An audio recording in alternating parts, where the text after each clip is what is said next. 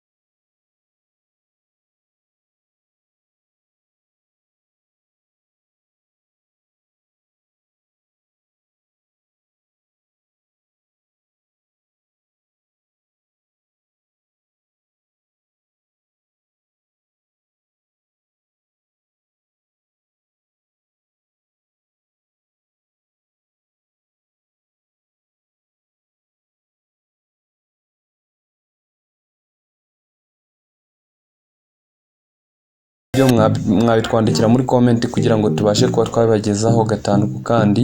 Twebwe nta turambirwa, icyo mudusaba turagikora kandi tukagikora neza tukakibereka. Hari n'ubundi buryo ufata amafoto